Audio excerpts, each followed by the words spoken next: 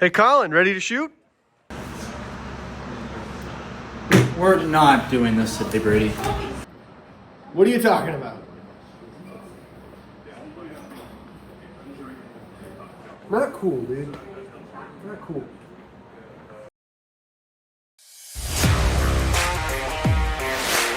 We have the 24-hour ruler.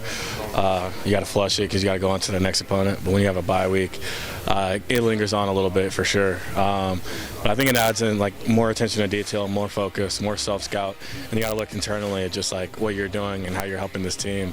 After that loss to UCLA, Colin, the Hawkeyes are going to look to head from the West Coast to the East Coast to take on Maryland. They're going to hope to fix some of their struggles on the road. Yeah, you got to hope that sting that they felt out in Pasadena lingers over a little bit for that Maryland game.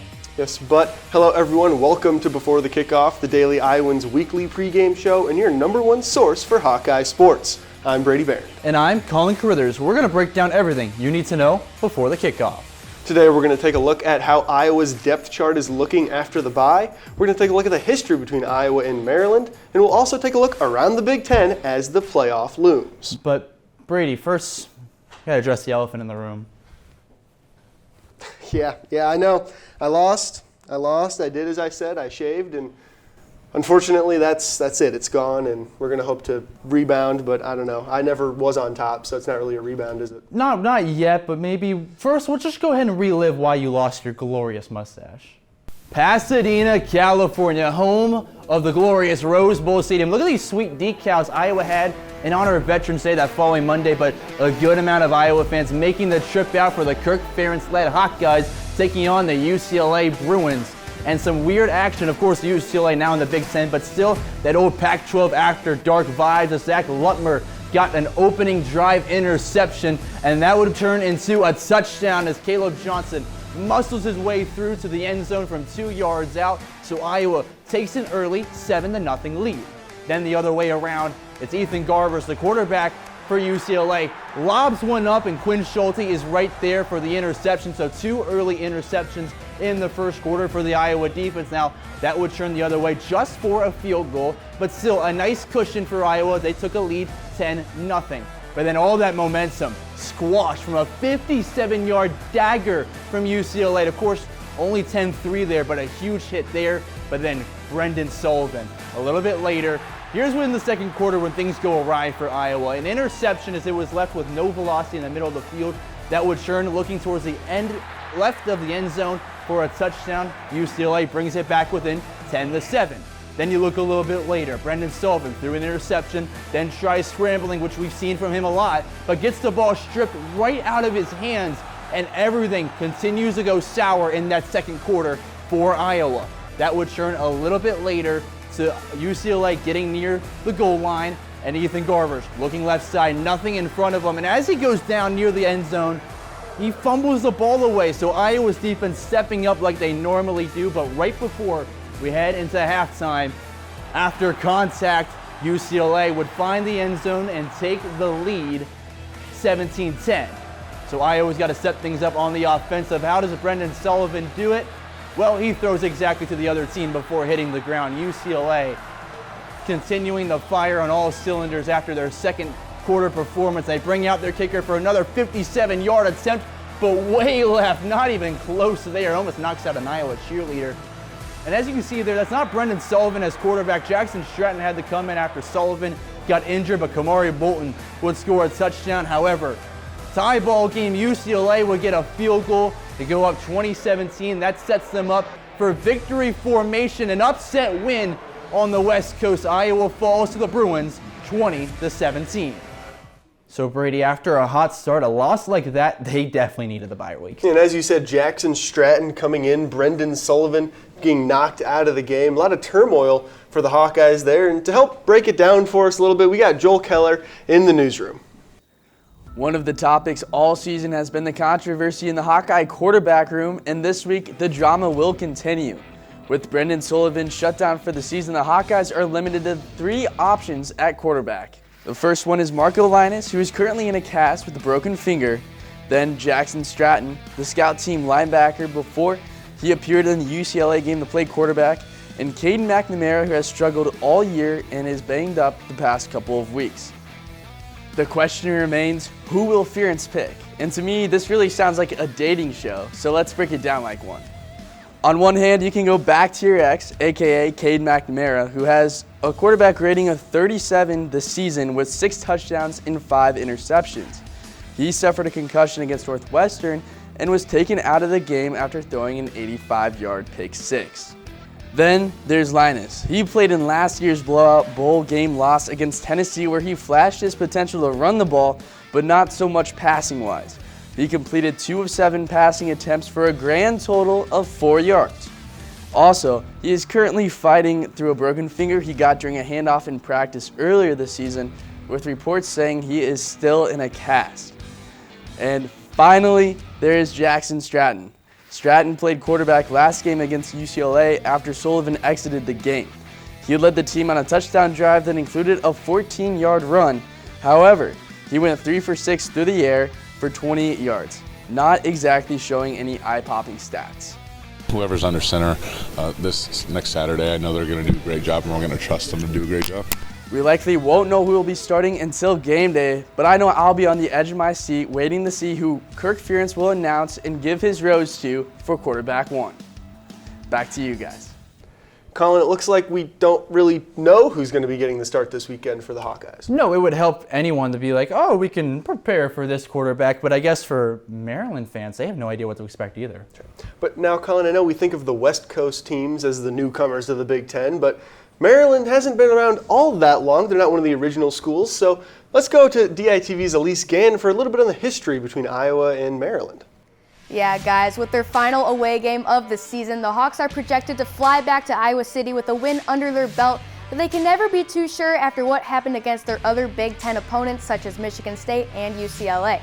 However, we're going to leave those upsets in the past and instead focus on the history between the Hawkeyes and their next opponent, the Maryland Terrapins. The last matchup out of their 4-game series was in October 2021, where Spencer Petras stood as the starting quarterback for the Hawks, and things looked a lot different roster-wise. Unlike current times, the passing game was more Iowa's style as Petras threw for 259 yards and had 3 passing touchdowns out of his 5 that game. Despite a rocky start in the first quarter, the Hawkeyes turned on the Jets 3 seconds into the second, with Petras plowing into the end zone for one of his 2 rushing touchdowns, putting the Hawks' first points on the board.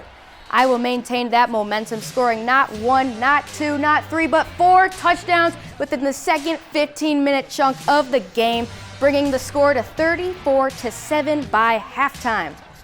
Although already ahead by a landslide, a 27-point lead wasn't enough for the Hawks as they padded on an extra 17, making themselves at home on Maryland Stadium's Capital One field and ending with a 51-14 blowout victory. Out of the 4-game series between these two teams, the Hawkeyes have won the last 3 comfortably, all by at least a 2-touchdown score, but their first meeting with the Terps did not go as planned, with Iowa's 1 loss in 2014 when Maryland first joined the Big Ten. Although it was an exciting and tight game all around, the shining star was wide receiver Stephon Diggs, who easily made his way to the NFL, now playing for the Houston Texans and previously my fantasy football team, but is now out for the season with a torn ACL. In the Terps' win against the Hawks, Diggs finished with a season-high 9 catches and 130 receiving yards with a 53-yard receiving touchdown, but he wasn't the only one who kept the Hawkeyes from victory. If anyone, it was Iowa themselves. Despite scoring 2 touchdowns in the first quarter and scoring the last 10 points of the game to make a slight comeback, the good was outweighed by the bad as the Hawkeyes committed 3 turnovers, gave up a pick 6 in the fourth quarter, and failed to complete their last drive, which may have won them the game. Now 10 years and 3 games later, the Hawkeyes have been hot against the Terps and are looking to add a 4th win to their streak tomorrow afternoon. I'll send it back to the president with Colin and Brady. Colin, not a whole lot of history between these two teams, Maryland being a newer addition to the Big Ten, but Spencer Petras, whole bunch of yards, whole bunch of touchdowns. That's a name we haven't heard in a little bit. I was cluing in on Stephon Diggs here. I think that's like the 2nd or 3rd time Elise has been able to reference someone on her fantasy football team who's also out for the year, so maybe a little bit of a rough spot for her, but that's pretty cool on her end. Maybe she's going to a Big Ten roster. A lot of big-time talent from the Big Ten in the NFL as always. But now let's take a look to this matchup. And right now it's all about going 1-0 these last 2 weeks of the season for the Hawkeyes, and this trip to Maryland will pose some challenges. On the surface, the Hawkeyes have about a 3-point lead in points per game over the Terrapins, but Iowa has a wide margin in points given up per game, giving up 11 points less than Maryland does. But Iowa's taking a trip out east, and anything can happen. And Brady, let's go a little deeper and take a look at these two offenses. Extremely talented on offense. Quarterback, 2 receivers in the top of the Big Ten category. The quarterbacks at the Big Ten top of the list, and then their third receiver is a really good football player too, number 5. So you've got a trio of receivers is as good as anybody out there. The quarterback's been really effective. For Maryland, they're second only to Oregon in passing yards in the Big Ten, and they lead the Big Ten in passing yards per game. Quarterback Billy Edwards Jr. has 15 touchdowns and 9 interceptions this year, with the Big Ten leading 285 yards per game. Maryland comes in at 14th in the Big Ten in rushing with the 13th least attempts. Roman Hemby leads the way for the Terrapins with a little over 500 yards and 6 touchdowns. Looking over at Iowa, they don't know who exactly was going to get the start in this one, but across all 3 quarterbacks, the Hawkeyes have the second worst passing attack in the Big Ten. They have 10 touchdowns and 9 interceptions and just under 1,400 yards through the air. Jacob Gill leads the team with 336 receiving yards and 2 touchdowns. Iowa shines on the ground, leading the Big Ten in rushing yards and coming in second in rushing touchdowns. Caleb Johnson remains the lone man atop the Big Ten, leading both touchdowns and yards. Now, Colin, let's dive into some of those differences on the defensive side of the ball. Defensively, good size, athleticism, especially up front, and big guys that play extremely hard. So they're formidable. The Terrapins feature a defensive unit that is last in the Big Ten in sacks with 13, while being in the middle of the pack in both interceptions with 9 and forced fumbles with 5. For Maryland, they've got a defensive back duo that makes up 2/3 of their interception total. Both Glendon Miller and Jalen Husky have pulled down 3 interceptions this year, and they also make their presence known in the tackling game too, with over 30 each. Now, Iowa's defense has racked up a second-best 14 interceptions while adding 20 sacks and 8 forced fumbles. The Hawks have the 5th most tackles in the league at 636.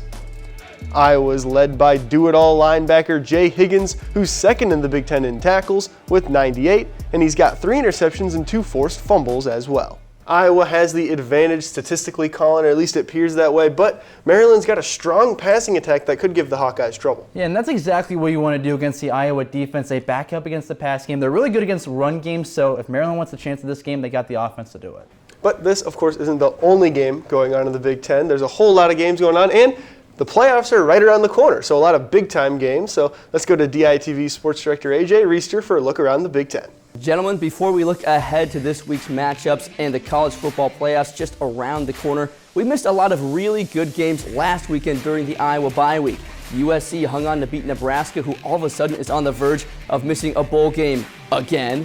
Wisconsin played number 1 Oregon tough, but the Ducks hung on for the win and had some fun jumping around at Camp Randall. Ohio State and Penn State continue to rise in the college football playoff rankings.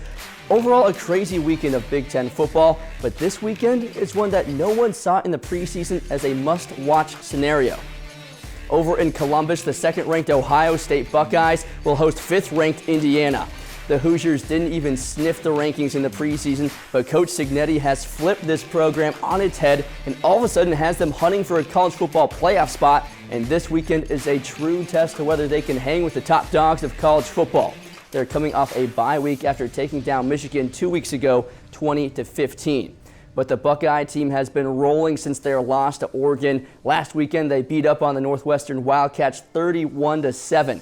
Will Howard threw for 2 touchdowns and nearly 250 yards. Quinshon Judkins ran 2 in, and the defense held the Wildcats to 251 yards of total offense. Kickoff is at 11 a.m. on Fox, and Ohio State is a 13-point favorite. Elsewhere in the Big Ten, the Nebraska Cornhuskers are hosting the Wisconsin Badgers in hope of picking up their illustrious 6th win and qualifying for a bowl game.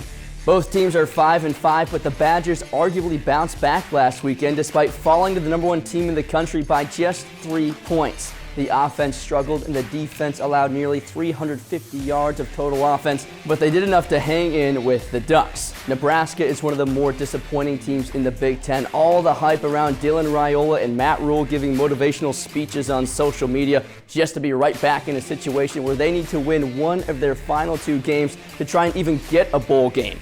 The Huskers are coming off a 28-20 loss to the Trojans, where Raiola threw 2 interceptions and the defense allowed over 400 yards of offense. Kickoff is set for 2:30 on the Big Ten Network, and Nebraska is a 2-point favorite. Now outside the Big Ten, a game in South Bend, the undefeated and 19th ranked Army is looking to keep the dream alive against the 6th ranked Notre Dame Fighting Irish. Army has been an awesome story to follow, and this game will be the reason whether or not they have a true chance at making the playoffs. They're coming off a bye week after beating North Texas 14-3. Quarterback Bryson Daly threw 4 passes all game. That's right, 4 passes. The rushing attack ran for nearly 300 yards and scored all 14 points. Daly might have to do a bit more than that this weekend against a Notre Dame squad that is on an 8-game winning streak after that embarrassing loss to Northern Illinois. Last weekend, they took down Virginia 35-14, and Riley Leonard threw for 3 touchdowns, and the defense had 3 interceptions. Kickoff is 6 p.m. on NBC, and the Fighting Irish are 14.5-point favorites. Gentlemen, that's a look around the Big Ten and the country. What games are you most excited for this weekend? Colin, for me, Colorado is taking a trip to Kansas to take on the Jayhawks. Now, Kansas, they beat Iowa State and they beat BYU. They're running through the top of the Big 12, so we're going to see if Colorado can hang on against the Jayhawks. Yeah, it seems like the Big 12 is almost falling apart with them and their top contenders. But for my game this week, Tulsa, South Florida. No explanation. That's it. Tulsa, South Florida is going to be a barn burner. All right, whatever you say, man. But now it's time to take a look at this weekend's Kid Captain. Colin, you have the story this week. Raylan Miller Ramirez grew up an extremely active kid, but all this was thrown off when she was around 6 years old. She became unbalanced and was being treated for what they thought was vertigo, but her mom still felt uneasy. We went to the beach for Raylan's birthday because that's her happy place, and as soon as we walked onto the sand, she just fell over. The doctor came in and did the big deep sigh and pulled up his pant leg, sat down, and he said, "You're not going home." That's when Raylan was diagnosed with grade 4 mendoblastoma, a nervous system tumor starting in the brain. She would be rushed to a 7-hour surgery where she would completely lose her vision and develop posterior fossa syndrome, meaning she had to relearn how to walk and talk. That's when the family made the move back from Oregon to Iowa City in the said Family Children's Hospital, where months later, Raylan became victorious. We knew she was strong enough to handle it. We knew her, willpower and everything was strong enough to handle it, to just be done. And she rang that bell. Raylan is described as a fighter and is already back to being as active as she used to be. She didn't want that to be a part of her life anymore. She went to camp this summer. It's called Camp Abilities through the Department for the Blind, and she was running track. The family now hopes Raylan's story can serve as a message of hope for other families. It's not just cancer. It's life-changing inspirement to other people that, it's not the end of the world. I mean, she had to rush the field with Jamari Harris. I mean, what's better than that? After rushing the field for Kids Day, she hopes the team can bring back a win for her Kid Captain Week. Yeah, Brady, just an incredible story about some perseverance from that family. Yeah, Colin, it always is such a great story to add here. But now it's time to get into the predictions a little bit. Now, I know it's been a while, but nobody correctly picked UCLA to beat Iowa. Everyone was on Team Iowa last week, so the vacant belt is up for grabs as Iowa's schedule comes to a close. But first, let's hear what Joel has to say in the newsroom. It's a pleasure to be back, guys, and after my last few times on, I really needed a break to think about my predictions. And at this point, I really just want to get the winner right. But before I get to that, my Hawkeye highlight. It's time to give the offensive line some flowers. While the entire offensive line needs to be on point for the Hawkeyes, they will need tackle Mason Richmond to dominate on Saturday. The key to the game offensively will be to create holes for Caleb Johnson and provide enough time in the pocket for whoever is quarterback. Now for my prediction. I predicted low-scoring games, high-scoring games, one-possession games, and blowouts, and even picking against the Hawkeyes. So today, I'm just going to go with what my gut says. I predict the Hawkeyes will win 23-10 over the Terps on the East Coast. I'm ready to see kicker Drew Stevens go to work in the early afternoon affair. Elise, I need karma on my side this week, so I'll be nice. What is your well-researched prediction? Thank you, Joel. That's so sweet. My friend AJ would never say that. But for my Hawkeye highlight this week, since it's unknown who's starting in the quarterback slot, I'm going to stray away from the passing offense and hand it to Caden Weechin specifically for punt and kickoff returns. The senior wide receiver and kick returner leads the nation with 751 combined kick return yards, averaging around 13 yards per punt return and 25.3 on kickoff returns, earning his spot on the Jet Award mid-season watch list and as a Burlsworth Trophy semifinalist. With Maryland's iffy defense, especially against recent Big Ten opponents, Weechin has the opportunity to run all over them, being a huge asset for Iowa.